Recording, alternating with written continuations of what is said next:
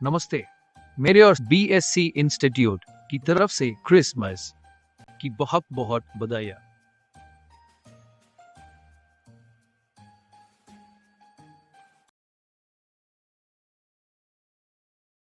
ये तो अपन ये बैच ये अभी जगह आई है सीएचएसएल की आएगी। सीएचएसएल की जगह आई है, 4500 जगह आई है। कितनी? इसका बैच चालू कर रहे हैं अपन अलग से, इस वैकेंसी के हिसाब से। सीएचएसएल अभी फॉर्म डालने शायद स्टार्ट हो भी गए हैं, ठीक है ना। तो इसका और मैं आपको बताएं, और कोचिंग के नोट्स का मैंने बताया था आपको, टेलीग्राम चैनल, ठीक है ना। और इसका भी बैच चालू कर रहे हैं आरक्षक और वन रक्षक का। मैंने आपको देखो वन रक्षक की जगह तो आ गई है, ठीक है ना। और एक और खुशखबरी आपके लिए बता दें, पटवारी वैकेंसी जो है इसके पद तो बढ़ ही गए। कितने हो गए? लगभग 7,000 के लगभग हो गए। और जिस विभाग के अंतर्गत, जिस वर्ग के अंतर्गत ये निकली है, तो आपने देखा होगा समूह 2 और समूह 4, उसके अंदर उसके पद, पूरी वैकेंसी के पद बढ़ गए, 9,000 हो गए। कितने? देखिए टोटल पद आए थे अभी 3335 आए थे। कितने आए थे? इसमें से 2736 पद थे काय के पटवारी के। काय के थे? पटवारी। अब पटवारी के बढ़कर हो गए कितने? 7,000। और टोटल वैकेंसी जो 3335 थी, ठीक है ना, ये अब टोटल वैकेंसी हो गई है 9,000 कुछ। समझ में आएगा ना। हर विभाग में वैकेंसी बढ़ चुकी है। और पटवारी के अलावा भी अब आपके पास इतने सारे विभाग हैं, और किसी में बीए मांगा है, किसी में कॉमर्स के मांगा है, किसी में मैथ मांगा है। आपके लिए इतना बढ़िया मौका है। सिलेबस देखो सबका सेम है, जो पटवारी का पढ़ रहा है वो इनका सिलेबस है। इसी सिलेबस के साथ 106 लगभग डिपार्टमेंट है जिनमें ये वैकेंसी निकली है, उनमें डाल सकते हैं आप फॉर्म। अब फॉर्म कैसे डलेगा? एक ही फॉर्म में सबके टिक लग जाएंगे कि क्या होगा? ये फॉर्म डलेगा तब देख लेंगे अपन, लेकिन पढ़ाई तो यही है। मतलब इसे इतना अच्छे से पढ़ाई कर लीजिए कि पटवारी के साथ साथ अन्य चांस मिल रहे हैं। ऐसे नहीं कि अकेली 7,000 पटवारी है, ये आपके लिए पूरी 9,000 वैकेंसी है। तो कैसे मेहनत करना है, कैसे नहीं करना है, मैंने वो सब बता रहे हैं हम आपको। क्या पढ़ना है वो बता रहे हैं, और पढ़ भी रहे हैं हम। एक तैयारी हो रही है और इतने सारे विभाग क्लियर हो रहे हैं। और सबसे अच्छा क्या है इसमें, कि जैसे कि किसी के पास सीपीसीटी है तो उनके लाने अलग जगह है, किसी के पास स्टेनो है उनके लाने अलग जगह है, किसी के पास कॉमर्स है उसके लिए अलग जगह है, किसी के पास मैथ है उसके लिए अलग जगह है। और भी बहुत सारे विभाग हैं जिनमें ये सब कुछ मांगा है। कभी अब किसी के पास लाइब्रेरी से बीएससी होती है, लाने तो स्पेशल जगह है, स्टेनोग्राफर के लिए अलग जगह नहीं है। सब में अलग अलग तरीके की वैकेंसी है। तो सबके लिए वैकेंसी पटवारी के अलावा भी है, सिलेबस यही है। तो इसलिए ऐसा मन में मत लाओ कि पटवारी 7,000 है। 9,000 वैकेंसी है आपके लिए। कितनी? 9,000। इतने सारे विभाग हैं, कुछ सब्जेक्टों के हिसाब से स्पेशल है। पटवारी में तो आप जानते हैं जिसकी जिस भी स्ट्रीम से, जिस भी विषय से स्नातक है वो डाल सकता है, पर अन्य में स्पेशल सब्जेक्ट है। मतलब किसने किससे ग्रेजुएशन किए उनके लिए अलग अलग वैकेंसियां हैं। आप नोटिफिकेशन पढ़िए उसको, उसमें आपको पता चलेगा कि आपके लिए कितने चांसेस हैं उसमें। बस आपकी एक ही देर है, कहा पढ़वे की, पढ़े भयंकर। तो इसका भी अपन बैच चालू कर रहे हैं आरक्षक और वन रक्षक का। और आप जानते हैं इसमें भी रिकॉर्ड भर्ती आने वाली 7500 का है, लेकिन मैं आपको बताऊं ज्यादा ही आएंगी भर्ती। अभी आप देख रहे हैं सब वैकेंसी आई और सबके भर्ती जाने ही कि नहीं। अब कार्य आरक्षक की आई, बढ़ी कि नहीं बढ़ी? इनके 75 बता रहे ज्यादा ही आना है। 75 कांस्टेबल है, एएसआई जुड़कर आएगी इसमें, और स्टेनोग्राफर एसआई जुड़ के आएगी इसमें। तो वो जगह लगभग 10,000 हो जाएंगी। तो इतनी वैकेंसी इसमें आ रही हो। और वन रक्षक के आपने देखा है 27 से 16 पद। तो मैं इसका भी बताता हूँ, ये फॉर्म डालेंगे ना कि वैकेंसी भी बढ़ेगी। पद बहुत खाली है, पद बढ़ना ही बढ़ना है। तो पटवारी का है ही अपना, तो अपन पढ़ते हैं। प्रबंध के कार्य पढ़ रहे थे, काय के कार्य? प्रबंध के कार्य। लाल प्रबंधक है ही। ये होता क्या है आपको दोबारा समझा।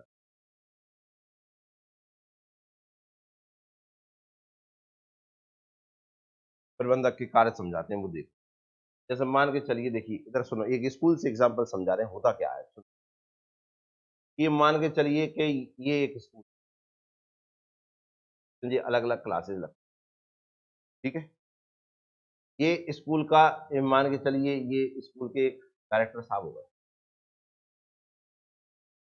डायरेक्टर डायरेक्टर मुँह लेके चलते ना, मैं डायरेक्टर, अलग ही दिख रहा है, ठीक है ना। हाथ पैर अगरबत्ती, भाई तुम जानते ही हो। अब वो क्या रहा है कि डायरेक्टर साहब ने तो स्कूल खोल दो, हाथ डायरेक्टर साहब ने तो स्कूल खोल दिया, ये हर सब्जेक्ट थोड़ी पढ़ा सकते हैं, हर डिपार्टमेंट थोड़ी चला सकते हैं। इन्हें उसे बढ़ाने के लिए दिमाग लगाएं कि पढ़ाएं भाई, तो ये क्या करते हैं, एक व्यक्ति को चुन, एक व्यक्ति चुन बढ़िया ये अपनी हालातों से मजबूत, इसको चुन लिया इसने और इनसे कहा कि तुम्हें ये संभालना है, क्योंकि स्कूल है ये अपना, ठीक है ना, जहाँ में बीए होता है, जहाँ में बीएससी हो रही है, जहाँ में बीकॉम हो रहा है, जहाँ में जो हो रहा है वो बाम्बू हो रहा है, ठीक है ना। अब हो क्या रहा है देखिए, इसने कहा कि तुम्हें ये पूरा मैनेजमेंट देखना है, ठीक है ना, कैसे कौन सा टीचर आएगा, कैसे उसका काम करवाना है आपको, और कैसे क्लासों को रेगुलर चलाना है, तो ये इनको डील करेगा। तो ये हो गया, देखो अब स्कूल के लाने, ये हो गया प्रिंसिपल। अरे कॉलेज मान लो, है ना, नहीं तुम्हें मन में आ रहा हो सर स्कूल में भी ये भी कहाँ हो रहा है, ठीक है ना, कॉलेज मान लो, तो ये हो गया प्रिंसिपल। क्या हो गया, प्रिंसिपल हो गया। तो ये हो गया डायरेक्टर, कौन हो गया, डायरेक्टर। ये कार्य योजना बना रहा है, इससे कह रहा है, तो ये अपने हिसाब से योजना बना रहा है और यहाँ पे लागू करवा रहा है। तो ये हो गया कौन, प्रबंधक। क्या हो गया, प्रबंधक, सारा प्रबंध यही देख रहा है। तो 3 स्टेज होती है, कितनी स्टेज होती है, 3। एक सबसे निचला स्तर हो जाता है, ये टीचर है यहाँ, ये उनके प्रिंसिपल है, प्रिंसिपल रिपोर्ट करता है किसको, डायरेक्टर, किसको, डायरेक्टर को। समझ में आया ना। अब ये काम जब बैठ के अपने ऑफिस में काम देख रहा होगा तो कैसे देख रहा होगा, ये है इसके प्रमुख कार्य कि स्कूल को चलाने के लिए मेरे पास क्या योजना है, कैसे स्कूल चलेंगे। समझ में आया? इस योजनाओं को मूल रूप और धरातल पे उतारने के लिए इसे एक संगठन की आवश्यकता पड़ेगी, मिलकर ही चला पाएगा, अकेला चलाएगा नहीं, ठीक है ना। इस संगठन में इसे क्या करनी पड़ेगी, योग्यतानुसार नियुक्ति करनी पड़ेगी, युक्तानुसार नियुक्ति करनी पड़ेगी। फिर उन्हें निर्देश देना पड़ेगा कि भाई साहब तुम्हें ये करना है। फिर इनसे इनका क्या करेगा, नियंत्रण करेगा कि मैंने जो किया है वो कैसा किया है। तो थोड़ा सा ध्यान से सुनना आप, ध्यान से, कि जो योजना बनाते हैं हम भविष्य के लिए बनाते हैं कि पास्ट के लिए बनाते हैं। एक आज भूतकाल की बना के देखो, देखो तो सही, भूत ही चेटेंगे मेरे, और कुछ नहीं होना है तुम्हें, ठीक है ना। देखो भविष्य की योजना बना रहे हैं तो योजना इस तरीके से चलती है आगे की ओर, क्लियर है। ये योजना बनी नियंत्रण की ओर, और जब नियंत्रण चालू होता है तो नियंत्रण चलता है पीछे की ओर, कैसे तुमने बना हुआ है वैसे तुम रिजल्ट देखेगा, हाँ या ना।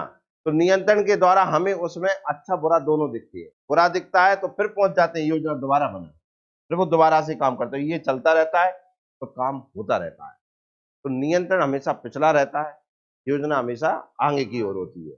योजना से क्या काम बन के आ रहा है ये नियंत्रण से पता चलता है, कैसे पता चलता है, इन्हें और बेहतर रिजल्ट बनाने के लिए इनके साथ होते हैं कौन, सहायक कार्य, जो इनके बैकग्राउंड में चलते हैं, काय में चलते हैं, बैकग्राउंड में चलती है। जैसे कि देखो योजना जो बनाई होगी उसने लगा दी होगी, आज अपने जे करना है, क्लियर है। फिर संगठन दिख ही रहा है किस संगठन में हो आप, फिर नियुक्ति किसकी करिए ये भी दिख रहा है, निर्देशन क्या निर्देश दे रहा हूं उस निर्देश के अनुसार चल रहे हैं सब, और नियंत्रण कैसे उन पर नियंत्रण रखें कि अपनी मर्जी से कुछ नहीं कर रहा, जो मैं कह रहा हूं वही कर रहे हैं।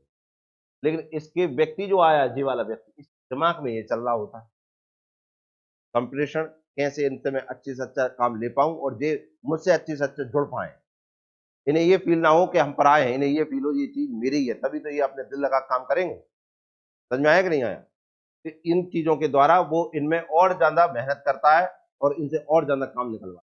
अब हम एक एक करके इनको पढ़ते हैं। नंबर 1 पे आता है क्या, नियोजन। अच्छा एक चीज और बताइए, एक होता है योजना, नियोजन मतलब योजना ही हुई कि नहीं, और एक होता है नियम। योजना और नियम में अंतर जानते हैं क्या आप, योजना किसे कहते हैं और नियम किसे कहते हैं, योजना और नियम में आप जानते हैं किसे क्या कहते हैं, तो सुने आप। योजना, हम पटवारी कैसे बनेंगे, जी हमारी एक योजना है। क्या एक योजना, कि मैं किस योजना और किस प्लानिंग के द्वारा क्या बनूंगा, पटवारी, क्लियर है। और जब पूरी योजना बन जाती है तो फिर हम उसे फॉलो करते हैं, तो फॉलो कर रहे होते हैं तो वो किस तहत फॉलो करते हैं, नियम के तहत फॉलो करते हैं, कि मैंने एक नियम बनाया कि मैं इतने बजे से काम करना है और इतने बजे से मुझे पढ़ना है, ये नियम हो गया, तो डेली उसके अनुसार चलता हूं कि नहीं, हाँ या ना, ये हो जाता। मतलब योजना के अंतर्गत आते हैं क्या, नियम। योजना में क्या छुपे रहते हैं? नियम छुपे रहते हैं। क्लियर हुआ कि नहीं? सुनिए अब जाए, प्रबंध प्रक्रिया में नियोजन प्रबंध का सर्वप्रथम कार्य माना जाता है। तो एक क्वेश्चन तो जी बन गया तुम्हारा। कल भी बताया था मैंने आपको, बताया था कि नहीं? प्रबंध का पहला कार्य कौन सा होता है? तो क्या होता है? नियोजन होता है। क्या होता है? नियोजन होता है। अतः नियोजन से आशय निर्धारित लक्ष्य की प्राप्ति के लिए भविष्य में क्या करना है। देखिए क्या निकालते हैं हम, योजना किस लिए बनाते हैं? नियोजन से आशय निर्धारित लक्ष्य की प्राप्ति। अब निर्धारित लक्ष्य पटवारी क्या है? पटवारी की प्राप्ति के लिए भविष्य में क्या करना है। अब हल्का करना है जी, भविष्य ही हो गया। कैसे मुझे पटवारी तक जाना है, ये भविष्य हो गया। तो भविष्य में क्या करना है, कैसे करना है, कब करना है, किसे कराना है, का पूर्ण निर्धारण ही क्या है? नियोजन। मतलब नियोजन में क्या क्या छुपाया वो देखिए आप। नियोजन में छुपाया क्या? भविष्य में क्या करना है, एक। दूसरा कैसे करना है, तीसरा कब करना है, किसे कराना है, का पूर्ण निर्धारण ही क्या है। मतलब योजना अगर आप बना रहे हैं तो पहले इनको लिख लो आप, भाई योजना काय की बनाऊं, भविष्य में क्या करना है, फिर भविष्य में मुझे कैसे करना है, फिर कब करूंगा मैं, और फिर किसे करना है। भाई मैं काम प्लानिंग बना ली, इस प्लानिंग को कौन करेगा? मैं और मेरे साथ और कौन व्यक्ति इकट्ठा हो जाएगा। जैसे आपकी प्लानिंग है पटवारी बनना, तो उसमें आपने ये जो किया है लास्ट में, किसे करना है, मिलके कर रहे हैं ना। प्लानिंग आपकी है कि आपको पटवारी कैसे बनना है, लेकिन साथ में हम भी तो है उसमें। समझ में आया ना? योगदान है कि नहीं है? भाई हमने गलत पढ़ा दिया तो गलत साहब चले जाएंगे कि नहीं? आरक्षक को पढ़ा दे जहां यार, काय को पढ़ा दे? आरक्षक को मैनेजमेंट। अब बामे भी नहीं आने, पढ़वा के हिसाब से दो, बन रहे का पटवारी नहीं बनोगे तुम। ठीक है ना? तो आपको समझ में आया ना? तो नियोजन में क्या क्या छुपा होता है, समझ में आया? नंबर एक, भविष्य में क्या करना है, फिर कैसे करना है, बोला करे यार, याद हो जाए। कब करना है और किसे करना है, का पूर्ण निर्धारण ही क्या है। अब आपसे यहां से भी क्वेश्चन बन सकता है, नियोजन क्या होता है, नियोजन में काय का निर्धारण किया जाता है, ये चीजें आ जाएंगी। ठीक है ना? आगे देखिए, नंबर 2 पे आता है संगठन। अब आपने योजना बना ली, उसे धरातल पर उतारने के लिए एक संगठन संगठन की आवश्यकता पड़ती है। क्या की आवश्यकता पड़ती है? संगठन। तो योजना कितना मूल रूप ले रही है? अगर योजना कहीं मूल रूप नहीं ले रही तो फिर तुम शेख चिल्ली हो। तो सपनों देखना किसके काम होते हैं? शेख चिल्ली। मोह, देखो कितनी मना करी है। हो, रोज सपने देखना और उन्हें साकार रूप न देना, ये शेख चिल्ली के सपने हो। वो जई में खुश रहता है, आहा आनंद हो जाएगा, जो होगा ना तो मजा आ जाएगा। वो धीरे धीरे शेख चिल्ली प्रधानमंत्री तक बन जाते हैं। क्या बन जाता है? प्रधानमंत्री। समझ में आया ना? कभी कभी तो वो ब्रह्मा जी का, मैं अगर ब्रह्मा जी होता तो दुनिया ऐसी होती। ब्रह्मा हो तो सही पहले, तू नहीं है चपरासी। तो धरातल पे उतारने के लिए काय की आवश्यकता है हमें? संगठन की। तो देखिए, प्रबंधक द्वारा नियोजन करने देने के बाद, प्रबंधक द्वारा नियोजन करने लेने के बाद इसे कार्य रूप में परिणित करना होता है, कार्य रूप में बदलना होता है। हमें कार्य, भाई योजना बन गई, अब जाकर करो तो सही, तो मूल रूप देना होता है। और यह कार्य संगठन के माध्यम से किया जाता है। मतलब नियोजन काय के माध्यम से मूल रूप लेती है? एक क्वेश्चन जी बन गया कि संगठन मूल रूप किसके माध्यम से लेती है? संगठन के माध्यम से लेती है। काय के माध्यम से? अतः संगठन एक ढांचा है। संगठन क्या है? एक ढांचा है जिसके द्वारा माल, मशीन, मानव एवं अन्य साधनों का अनुकूलतम आकार या मात्रा में प्राप्त किया जाता है। समझ में आए? संगठन में सब चीज आएंगी कि नहीं? क्योंकि इनके द्वारा ही आप क्या करेंगे मूल रूप। जैसे आपने पढ़ाई की योजना बना ली, ठीक है, अब इसे मूल रूप देने के लिए आपके घर में एक स्टडी रूम हो गया, ठीक है ना, क्लासरूम हो गया। अब इसमें देखिए क्या क्या है, ये कच्चा माल रखा है सामने, पढ़ाई, किताबें सब रखी है कि नहीं रखी, मोबाइल है आपका, सब चीजें हैं। आप वो सब चीजों के द्वारा ही आपका क्या बनेगा, आगे की योजना बनेगी कि नहीं? इनके द्वारा ही तो ज्ञान ग्रहण करेंगे कि नहीं करेंगे आप? ऐसे ही व्यवसाय में कौन है? व्यवसाय किसके द्वारा है? माल, कच्चा माल। दूसरा मशीन, मानव, अन्य साधन। इनके, क्योंकि आपने जो योजना बनाई वो इनके द्वारा ही बनाई होगी कि ना। भाई आपने एक फैक्ट्री खोलना चाह रहे हैं, उसमें कोई ना कोई उत्पादन करेंगे कि नहीं? क्या उत्पादन अकेली योजना से हो जाएगा क्या? तो ये योजना बनाई हुई, और मुझे मान लीजिए पेंसिल ही बनाना है, तो पेंसिल के लिए क्या चाहिए? माल, मशीन, मानव और अन्य साधन चाहिए कि नहीं? तो ये संगठन में ही मिलेंगे आपको। एक जगह इकट्ठा करोगे कि नहीं? तो वो एक ऑर्गेनाइजेशन, एक कंपनी हो गई। क्लियर है? हाँ या ना? तो नियोजन का मूल रूप देने के लिए काय की आवश्यकता पड़ती है? संगठन। काय की? संगठन। संगठन एक ढांचा है जो हमारी योजना को मूल रूप प्रदान करेगा। क्लियर हो गया? हाँ। नियुक्ति। अब नियुक्ति किसी उपक्रम में संगठन का निर्धारण हो जाने के बाद उस संगठन में निर्मित विभिन्न पदों पर योग्य व्यक्तियों की नियुक्ति की जाती है।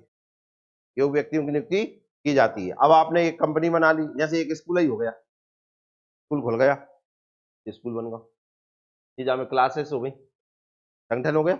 स्कूल की योजना हो गई, संगठन बन गया। क्लासें आ गई, फर्स्ट, सेकंड, थर्ड, फोर्थ और फिफ्थ। अब इसमें पढ़ाने के लिए आपको सब्जेक्ट वाइज टीचर चाहिए कि नहीं चाहिए? अब आप जानते हो, सुनना ध्यान से, कि एक टीचर सारे सब्जेक्ट तो पढ़ाएगा नहीं, पढ़ा भी देगा, अपनी अपनी योग्यता है, लेकिन वो उतने अच्छे से नहीं पढ़ा पाएगा जो एक एक टीचर पढ़ाएगा। मतलब कहने का देखो, यहां से एक बात निकल के आती है, हर व्यक्ति हर चीज नहीं कर सकता, हर एक व्यक्ति हर एक चीज कर सकता है। ना पाई समझ में, जल्दी बोल गए। हर व्यक्ति हर चीज नहीं कर सकता है, मतलब एक व्यक्ति सभी काम कर दे ऐसा नहीं है, पर हर एक व्यक्ति हर एक काम कर सकता है। समझ में आया कि नहीं आया? अगर आपके माइंड में ये चीज है तो आप बेहतर से बेहतर काम करवा सकते हैं। समझ में आया कि नहीं आया? हर व्यक्ति हर चीज नहीं कर सकता है। तुम कहोगे मैं सब कर लाऊंगा तो समझ जाओ तुम कछु नहीं कर सको, तुम्हारा सही रिजल्ट निकल के नहीं आएगा। इसलिए क्या है, हर एक व्यक्ति हर एक काम कर सकता है, क्योंकि हर एक व्यक्ति में एक ना एक विशेषता छुपी रहती है। तो वो आपने विशेषता अगर उसकी पहचान ली और वही काम उसे दे दिया तो आपका काम बन गया। बात समझ में आई कि नहीं आई? तो इसमें हमें योग टीचर की आवश्यकता पड़ेगी कि नहीं? तो हम उन सब्जेक्ट की योग्यता के अनुसार टीचर रख लेंगे तो ये हमारे संगठन में नियुक्ति हो गई। समझ में आया कि नहीं? तो किसी उपक्रम में संगठन का निर्धारण हो जाने के बाद उस संगठन में निर्मित विभिन्न पदों पर योग्य व्यक्तियों की नियुक्ति की जाती है, अतः व्यक्ति को उसकी योग्यता के आधार पर कार्य सौंपना ही नियुक्ति कहलाता है। यही प्रबंधक की एक सबसे बड़ी पहचान है कि मैं किस व्यक्ति को चुनूंगा और मुझे उससे कौन सा काम करवाना है, तो क्या वो व्यक्ति उस लायक, काम के लायक है या नहीं। समझ में आया कि नहीं आया? तो इस तरीके आप कंपनी में इंटरव्यू चलते हो, काय के चलते, पोस्ट के हिसाब से इंटरव्यू होते हैं कि नहीं होते? क्यों उन्हें वो ऐसा ही व्यक्ति चाहिए रहता है जैसे पोस्ट होती है। जैसे आप पटवारी बनाना है आपको, अब आप में विशेषता है नहीं है, क्योंकि ये सरकारी तंत्र तो पहले ही बनवा रहे हैं, जो पहले ट्रेनिंग चल रही है कि नहीं चल रही, फिर तुम्हें ट्रेन किया जाएगा, नियुक्ति हो जाएगी, फिर ट्रेन किया जाएगा आपको, जिससे कि आप काम को बेहतर कर। समझ में आया कि नहीं आया? तो आपको नियुक्ति समझ में आ गई। पहला काम क्या किया हमने? नियोजन, योजना बनाई हमने। दूसरा उसे क्या दिया? ऐसे कि उसे मूल रूप संगठन ने दिया, और संगठन को चलाने के लिए क्या किया? नियुक्ति करी। किस प्रकार के व्यक्तियों की? योग्य व्यक्तियों की। किस व्यक्ति की? योग्य व्यक्ति की। क्लियर है? फिर आता निर्देशन। अब आपने बिठा लाई सभी, भैया तुम्हें नियुक्ति हो गई, जब तुम्हारी तनख्वाह है और ये वालों का काम है। अब उन्हें काम बताओगे नहीं का? बताओगे नहीं का? बताने तो पड़ेगी ना कि आपको ये काम करके देना है। हाँ या ना? टीचर ने, आप जानते हैं स्कूलों में अगर आपने पढ़ाया या स्कूल में आप पढ़े हैं, पढ़े हो क्या स्कूल में? ये बहुत बड़ी उपलब्धि है आपके जीवन की कि आप स्कूल में पढ़े आए। तो आपने देखा हो टीचर आता हो तो उसके पास टारगेट होता होगा ना कि आज मुझे इतना खत्म करना है। हाँ या ना? फिर आपके पास भी एक टारगेट होता है ना कि 12 माही की पेपर आएंगे, तब तक मुझे निपटाना है, 3 माही में मुझे कुछ नहीं करके बताना है, 12 माही में पूरा करके बताना है और टॉपर बनना है मुझे। हाँ या ना? फेल हो जाऊंगा तो छुपाना है फिर मुझे। आओ, और फिर पेरेंट के सिग्नेचर मांगे तो साइन मुझे अकेले करना है मैं ही हूं खुद का पेरेंट देखिए, एक उपक्रम में लक्ष्यों के अनुरूप संगठन, संरचना और आवश्यक नियुक्तियां करने के बाद आवश्यकता होती है कि कर्मचारियों को दिशा निर्देश प्रदान करें ताकि वे लक्ष्य की ओर बढ़ सकें। समझ में आया कि नहीं आया? आपने क्या बना ली? योजना बना ली, संगठन बना लिया, संरचना कर ली और आवश्यक नियुक्तियां कर ली। उसमें जो आवश्यक नियुक्तियां कर ली हैं उनसे भविष्य का काम बनाने के लिए और काम देने के लिए आपको क्या देना पड़ेगा? उन्हें दिशा निर्देश। किस दिशा निर्देश के हिसाब से आपको काम करना है, तो ये क्या हो जाएगा? निर्देशन। क्या हो जाएगा? निर्देशन। क्लियर है कि नहीं? अगला आता है क्या? नियंत्रण। क्या आता है? नियंत्रण। नियंत्रण देखिए, नियंत्रण प्रबंध का अंतिम कार्य माना जाता है। मैंने कल भी क्वेश्चन किया था आपसे, प्रबंध का अंतिम कार्य क्या होता है? तो क्या होता है? यह एक ऐसी प्रक्रिया जिसमें यह देखा जाता है कि संगठन के विभिन्न भागों, अनुभागों तथा प्रबंध के कार्य निष्पादन के परिणाम पूर्व निर्धारित उद्देश्यों के अनुरूप हैं या नहीं है या। अब हम आप पे नियंत्रण करेंगे। आपको पढ़ा दिया, सब कर लिया, अब आप पे नियंत्रण होगा। नियंत्रण होगा एक टेस्ट। क्या होगा? टेस्ट। टेस्ट के माध्यम से हम आपका देखेंगे कि आपने क्या पढ़ा है। समझ में आया ना? फिर जो आपने पढ़ा है उसके अनुसार आप आंसर लगाएंगे और फिर उसके अनुसार आपके नंबर आएंगे। नंबर से पता चलेगा कि आपने जो योजना बनाई थी उसमें आप कितने सफल रहे। आपको भी पता चलेगा, फिर भी पता चलेगा। ठीक है, फिर आप दोबारा प्लानिंग करो, अरे यार मेरे नंबर तो कम आए, फिर की योजना अब मैंने ऐसे पढ़ेंगे, दोबारा योजना चालू। तो नियंत्रण इसलिए जरूरी है कि हमें अपनी कमियों का पता चलता है। क्या का पता चलता है? कमियों का पता। समझ में आया कि नहीं आया? इसलिए मैंने कहा कि नियंत्रण जो है वो भूतकाल का होता है, नियोजन जो होती है वो भविष्य काल के लिए होती है। भविष्य में मुझे कैसे काम करना है ये मैं योजना बनाऊंगा, और जो मैं काम कर रहा हूं और काम करने की जो मैंने सोचा है वो काय के माध्यम से मेरा रिजल्ट निकल के आएगा? नियंत्रण के माध्यम से। काय के माध्यम से? समझ में आ गए? कोई दिक्कत? क्लियर हुआ? पहला क्या था? पहला, दूसरा, तीसरा, चौथा, पांचवा। देखिए हम पढ़ तो रहे हैं डेली डेली, परिभाषा समझा भी रहे हैं और आपको समझ में आ भी रही है और आपको लग भी रहा है व्यवहारिक ज्ञान है, कोई ज्यादा कठिन वाली बात नहीं है। जिस तरीके से अपन चीजों को सामने रख रहे हैं, भाई भाषा तो कठिन है, व्यवहारिक जिंदगी में लगा दो तो सरल लगने लगे, पर मन में अभी जो आ रहा है, एक बात सामने नजर में आ रही, वो ये आ रही है। पर मैं आपको बताऊं, जो जितने गौर से पढ़ रहा होगा ना, क्वेश्चन वही लगा पाएगा। आपको लग रहा होगा क्वेश्चन के लिए एक स्पेशल लाइन आएगी कि जैसे जब बता दी प्रबंध का अंतिम कार्य क्या है, अरे जो लगा ही जाए, ये कहूंगे ना है क्वेश्चन, ये तो छोटे मोटे क्वेश्चन हो गए, सब लगा देंगे, सब किताबों में लिखा रहता है। इनके समझने पर जो आपको समझ बन रही है ना, और समझ उसकी बनेगी जो ध्यान से पढ़ेगा। जो समझ बन रही ना वही इसके क्या लगा पाएगा, क्वेश्चन आंसर लगा पाएगा। समझ में आया कि नहीं आया? हाँ या ना? अब आगे देखना, नियंत्रण हो गया। अब आगे देखिए, अब हम इसके देखते हैं सहायक कार्य। क्या देखते हैं? सहायक कार्य। सहायक कार्य में नंबर 1 पर आता है संप्रेषण या संदेश वाहक। मैंने कल आपको इसका मतलब बताया था संप्रेषण का। इसका संप्रेषण, मैंने आपसे कहा था संप्रेषण होता है दो व्यक्तियों के बीच में विचार विमर्श, दो व्यक्तियों के बीच में संवाद, जिसमें दोनों व्यक्ति बात करें, इसे कहते हैं संप्रेषण। अगर दोनों में से एक बात करने लगे तो दूसरे को नाम के अलावा वो भाषण दे रहा है। क्या दे रहा है? भाषण। एक व्यक्ति बोल रहा है तो भाषण, कोई व्यक्ति बोल रहे हैं तो संप्रेषण। क्लियर है कि नहीं? तो आगे देखिए, अभिभाषण का मतलब तुम बताना।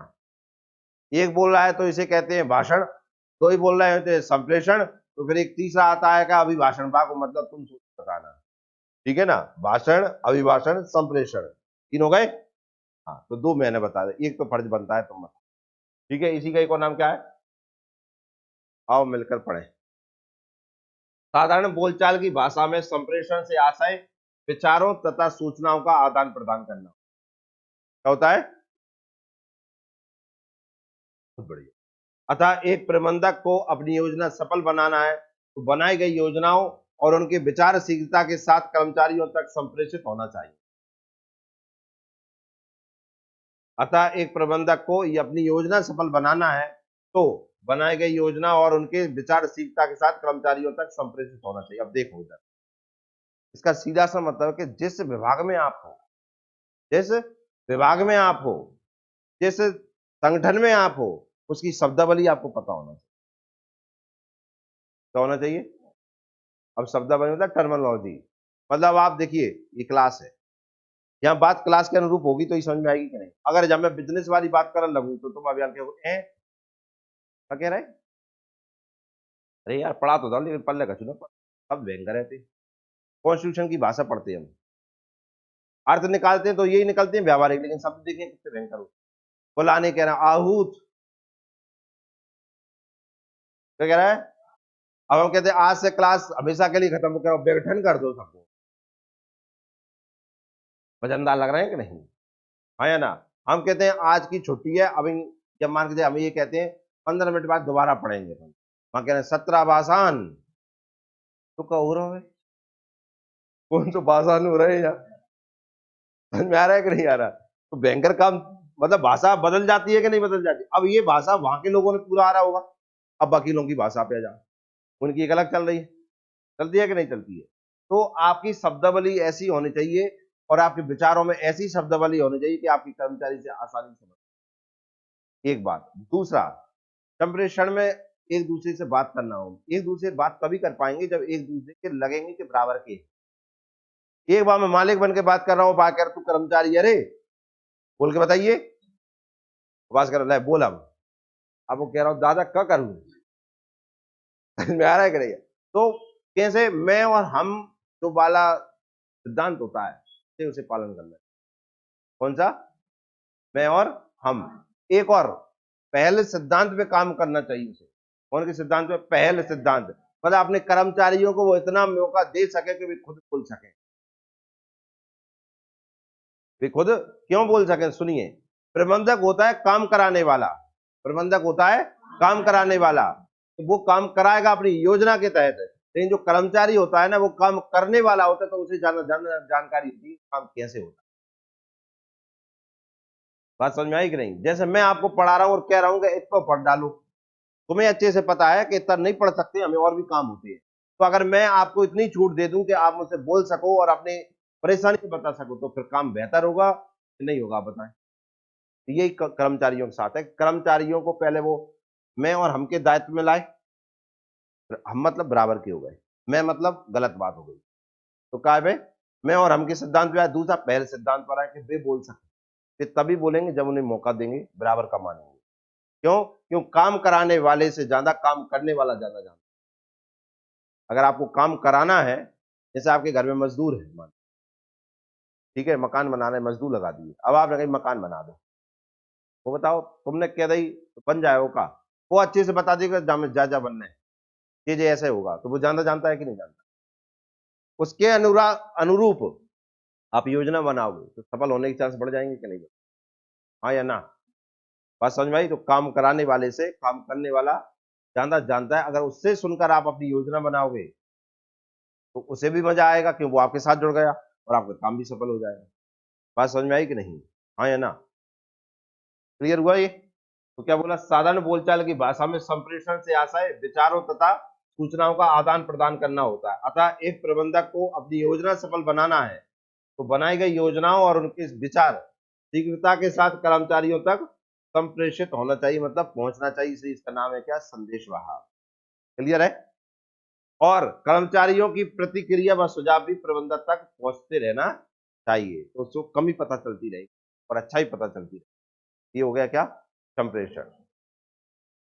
अब आएगा क्या? निर्णय। मतलब एक प्रबंधक केवल योजना ही बनाता ना रह जाए, लय योजना, रोज आओ फिर योजना, उसे निर्णय करने की क्षमता भी आना चाहिए। काय की क्षमता? निर्णय। कुछ गलत हो रहा है तो निर्णय ले सके कि ये गलत है, तो इस कारण से इसको हटाया जाए। कुछ अच्छा है तो उसे अपना सके, इसलिए उसमें क्या क्षमता होनी चाहिए? निर्णय। ठीक है ना? तो देखिए, प्रबंधक को किसी समस्या का निवारण करते समय और भविष्य में उसकी पुनरावृत्ति को रोकने के लिए, एक बार गलती हुई कोई दिक्कत नहीं, बार बार गलती हो रही तो आप समझ जाइए प्रबंधक खराब है, निर्णय नहीं ले पा रहा ना। और भविष्य में उसकी पुनरावृत्ति को रोकने के लिए किसी निर्णय पर पहुंचने से के पहले विभिन्न वैकल्पिक समाधानों को ढूंढना पड़ता है। मतलब आप समझिए क्या है कि ये निश्चित है कि देखो आपने कर्मचारी रखे हैं तो कोई कर्मचारी आपसे असंतुष्ट होकर चला जाएगा, हाँ या ना? कोई काम बिगाड़ देगा। तो क्या आपके पास एक ऐसी योजना है जिसे हम प्लान बी कहते हैं, तो ए पहले होने पर बी तुरंत लागू कर लेंगे हम? समझ में आया कि नहीं? कैसा कि एक ने समस्या पैदा कर दी तो तुरंत आपके पास दूसरा है क्या? ऐसी योजना बना के चलना चाहिए। ऐसा नहीं कि उस पर 100% विश्वास करके चल रहे हैं और बोल देगा चलोगे तुम मर ही गए, अब मर गए, अब कुछ नहीं है, अपने पास तो है ही नहीं। तो जो आपने देखा हो ना, कभी कभी हम अति विश्वास, जहां मान लो देखिए क्या है कि आप अपने कर्मचारियों पर अति विश्वास कर रहे हैं, तो कंडीशन क्या हो जाएगी? वो आपका फायदा उठाने लगे। कर्मचारियों पर आपने मान लीजिए स्कूल टीचर रख ले, टीचर पे अति विश्वास है, नहीं ये टीचर तो बहुत बेहतरीन है, अपना तो काम बना जाएगा, ये तो बहुत अच्छा। आता है और वापस इसका विश्वास है। अब वो भैया आपको उपयोग कर लाओ, तनख्वाह 50,000 कर दो, तुम्हारी व्यवस्था नहीं है कहते कि 10,000 दे देते, वो क्या कह रहा हूँ 50,000 तो नहीं दे पाए, तो हम चले। अब वे गए, उन्हें विश्वास था कि जी कहूँ न जाएंगे। अब मुझे बताओ वो व्यक्ति अधर में लटक गया कि नहीं। तो प्लान बी, तो उसके पास उस सब्जेक्ट को पढ़ाने के लिए एक अन्य टीचर की व्यवस्था है या नहीं है, ऐसा उसके माइंड में चलना चाहिए। मैं जरूर ये नहीं कह रहा हूँ कि वो रख ले उसे, एक अलग से तनख्वाह फ्री में ही देते रहे, जो गाओ तब रखेंगे जाए, वो गाँव गाँव नहीं बात फ्री में ही तनख्वाह देते रहो। मतलब इतनी योजना चलनी चाहिए कि उसकी नजर में बनी रहना चाहिए कि ऐसा होने पर मैं ऐसा कर लूंगा। समझ में आया कि नहीं आया। तो ये भविष्य की सुरक्षा है, ये समझ में आया कि नहीं आया। तो प्रबंधक को किसी समस्या का निवारण करते समय और भविष्य में उसकी पुनरावृत्ति को रोकने के लिए किसी निर्णय पर पहुंचने से पहले, अब कोई निर्णय लेने जा रहे हैं, चाहे भगाना है, बाकी पहले बात का सोच लेनी चाहिए। विभिन्न वैकल्पिक समाधानों को ढूंढना पड़ता है, क्या की अपेक्षा अपन कौन रख लेंगे। उसके बाद इन विकल्पों में से सर्वश्रेष्ठ विकल्प का चयन करना पड़ता है, जो कि निर्णयन कहलाता है। समझ में आया कि नहीं आया। क्या कहलाता है, वैकल्पिक समाधानों में से सर्वश्रेष्ठ विकल्प चुनना ही क्या है, ये इसका अर्थ है कि निर्णयन क्या है, विभिन्न वैकल्पिक समाधानों में से सर्वश्रेष्ठ को चुनना ही क्या है, क्या है, निर्णय। क्लियर हुआ। अगला आता है नव प्रवर्तन। क्या आता है, प्रबंधक को एक गतिशील प्रक्रिया माना गया है। कैसी प्रक्रिया, गतिशील। अब गतिशील का मतलब चलने वाली, ना लाल ना। गतिशील का मतलब होता है कि आज प्रबंधक ने किसी का ट्रांसफर कर दिया, आज कंपनी बढ़ गई, आज कंपनी ने एक और ब्रांच खोल ली, तो गतिशील है या नहीं। समझ में आया। देखो कंपनी खुली है, अगर सारी तरीके सही है तो ये बढ़ना हो गया, ठीक कहती है बढ़ना। गतिशील का मतलब मान के चलिए फैलाव उसका, क्या फैलाव। समझ में आएगा ना। आज कंपनी एक प्रोडक्ट बनाती थी, कल 10 प्रोडक्ट बना देगी, तो ये क्या है, गतिशील हो रही है कंपनी। क्या हो रही है, फैल रही है कंपनी, ठीक है ना। तो प्रबंधक को एक गतिशील प्रक्रिया माना गया है, जिसमें आए दिन परिवर्तन होते रहते हैं। क्या होते रहते हैं, अब आपने कोई प्रोडक्ट बनाया, बगल वाला भी कोई प्रोडक्ट बना ही रहा होगा, सेम प्रोडक्ट बन रहे हैं। अब आप जानते हैं आपका प्रोडक्ट ज्यादा से ज्यादा बिके, तो इसके लिए जरूरी होता है कि आप समय समय पर उन चीजों का क्या करें, देखते रहें। तो नए नए परिवर्तन रोज करने पड़ेंगे कि नहीं, हाँ या ना। ऐसी स्थिति में प्रबंधक को प्रबंध जगत में व्यापार के हितों को ध्यान में रखते हुए नवीन तकनीकों को लागू करते रहना चाहिए। मतलब आप जानते हैं कि दुनिया का नाम क्या है, परिवर्तन। जो परिवर्तन नहीं करता है वो परिवर्तित हो जाता है, दुनिया उसे ठिकाने लगा देती है। जिसमें परिवर्तन का गुण समायोजित है, तो दुनिया में बना रहता है। जिसमें परिवर्तन का गुण नहीं है, दुनिया से लुप्त हो गए। डायनासोर अपने आप को परिवर्तित नहीं कर पाए ना मौसम के हिसाब से, क्या हुआ उनका, तो बड़ी बड़ी कंपनी मिट्टी में मिल गई, क्यों, समय को ना समझ। जैसे नोकिया, नोकिया है नहीं, नोकिया सबसे टॉप पे चलता था कि नहीं, पर वो दुनिया की इच्छा को समझ ना सका, परिवर्तन को ना समझ सका, वो अपने पे टिका रहा, अपने को ही सर्वश्रेष्ठ माना कि नहीं मैं ही बना रहूंगा। अब जानती है, कोई भी सेवा प्रदान करने वाला अपने आप को सर्वश्रेष्ठ माना, मैं ही सबसे, तो सेवा करने वाले और भी आ जाएंगे। इसलिए परिवर्तन जरूरी है। क्या जरूरी है, परिवर्तन। पढ़ाई है, पेपर है, पहले पटवारी का पेपर उठा के देखिए, अब यार तुम नहीं पढ़ के, अरे जो तुम नहीं जाते, क्या अब भी ऐसे ही पेपर आएगा क्या। कंपटीशन बदल गया है, सिलेबस बदल गया है, अब परिवर्तन आ गया है, अब ज्यादा से ज्यादा पढ़ना पड़ेगा कि नहीं। तो आपने देखा नोकिया मिट्टी मिल गई कि नहीं, हमें खत्म हो गया कि नहीं, एंड्रॉइड का जमाना आ गया। तो जो कंपनी अब पीछे थी वे आंग उठ के आ गई कि नहीं, क्योंकि उनने समय को पहचाना और परिवर्तन को पहचाना और अपने आप में क्या ले आए, वो समय रहते हुए परिवर्तन ले आए। अब नोकिया अगर मान लो एंड्रॉइड ले भी आए तो नहीं चले, अगर नोकिया एंड्रॉइड लेके आ गया तो चल जाएगा क्या। अब तो उनसे आगे बहुत कंपनी निकल गई कि नहीं। ठीक है, न परिवर्तन मतलब नए नए परिवर्तन करते रहना चाहिए समय के अनुसार। क्लियर है, कि कंपनी में नहीं लालो, जी खुद में भी करना चाहिए, नहीं तुम में से बदबू आने लगेंगी। समझ में आए भाई, भुसा भुसाया सा ज्ञान देते फिर रहे हो। पढ़ी इसलिए तो क्या हो, महान व्यक्ति क्या करता है, रीडिंग करता है, ताकि नई चीज उसमें आए। समझ में आया कि नहीं आया। पूर्व अनुमान, जैसे एक कहावत है ना, एक कोई आप जो कहो चुटकुला, भयंकर हंसी आएगी, अब बात दोबारा सुनो तो ना कम आएगी। चार आंख बेर हो गई फिर, बहुत बढ़िया। यही होगा कि नहीं? हाँ या ना? अब बाय व्यक्ति को बुलाओगे का, क्या जी चुटकुला सुनाइए, बाय जाए मत बुलाइए यार, कोई दे जाता ज्ञान। ये कंडीशन होती है। तो परिवर्तन लाओगे कि नहीं लाओगे? परिवर्तन आया तो उसे बार बार सुनने के लिए बुलाया जाएगा कि नहीं, तो उसकी कीमत बढ़ेगी, हमें सुनने में मजा आएगा। वैसे ही आप हो, आपका पढ़ने का तरीका अगर वही चला आ रहा है और उससे सफलता नहीं मिली है और फिर भी वही लग रहा है, तो समझ जाओ कछु नहीं हो। समझ में आया कि नहीं आया? फिर आता है क्या? पूर्वानुमान। क्या आता है? प्रबंधक द्वारा भविष्य की क्रियाओं का अनुमान लगाना और उस अनुमान के आधार पर योजना बनाना पूर्वानुमान कहलाता है। ये भी जब दूरदृष्टि कहते हैं इसे। क्या कहते हैं? क्या हो सकता है, ऐसी संभावनाओं को पहचान कर योजना बनाना ही पूर्वानुमान कहलाता है। क्लियर हुआ? फिर आता है शोध कार्य। कौन से? मैं जो कर रहा हूं इसकी तुलना वो सब चीजों से कर कर अपने काम का परिणाम निकाले कि इसमें क्या कमी और क्या अच्छाई है, कमी को दूर करे, अच्छाइयों को और बढ़ाए। ये है शोध कार्य। समझ में आया ना? आपका शोध कार्य या आपका टेस्ट हुआ, या आप जो पढ़ रहे हैं क्लास में जब सुन रहे होते हैं और टेस्ट ले रहे होते हैं, तो जो नंबर आते हैं ये क्या है? शोध कार्य। जो अगर नंबर कम आए तो आप क्या करते हैं? अब मैं भयंकर पढ़ाई करूंगा। नंबर ज्यादा आ गए तो क्या करते हैं? अब मैं नीचे नहीं आऊंगा, ऊपर ही बना रहूंगा और ज्यादा नंबर ला के। तो यह शोध कार्य। शोध कार्य प्रबंधक का महत्वपूर्ण कार्य माना जाता है। ठीक है ना? क्योंकि शोध कार्य से प्राप्त परिणामों के आधार पर वह न कर सकता है। क्या कर सकता है? फिर परिवर्तन क्या करूं जब काम अच्छा चल, और काम अच्छा चल रहा है ऐसा पता कहां से चलेगा? शोध कार्य से। क्लियर है? निष्कर्ष क्या निकलता है? इस प्रकार उपरोक्त कार्यों के अलावा एक प्रबंधक के अन्य कार्य भी होते हैं, जैसे रिपोर्टिंग। क्या? डेली रिपोर्टिंग करे वो, क्या हुआ क्या नहीं हुआ। दूसरा प्रतिनिधित्व, लीडरशिप होनी चाहिए, सबको रोज देखना चाहिए क्या करा है तुमने, क्या नहीं करा है, जिससे कि सही तरीके से रोज चला सके। प्रशासन, उनको उन पे शासन कर सके, उनके साथ मिलकर। समझ में आया कि नहीं आया? ये करना भी क्या कहलाता है?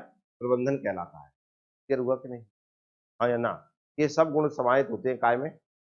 एक प्रबंधक में। अगर उसे काम कराना है तो प्रमुख कार्य पढ़े हमने और सहायक कार्य पढ़े। क्या आपको दोनों समझ में आए? पल्ले पढ़े नहीं पढ़े? पढ़ लियो अच्छे से, चैप्टर खत्म होते ही क्वेश्चन लगाएंगे हम। ठीक है ना? अब आते प्रबंधक के विभिन्न स्तर। हाँ, प्रबंधक के विभिन्न नेक्स्ट क्लास में देखेंगे अपन। ठीक है ना? अब हम पढ़ेंगे मैथ।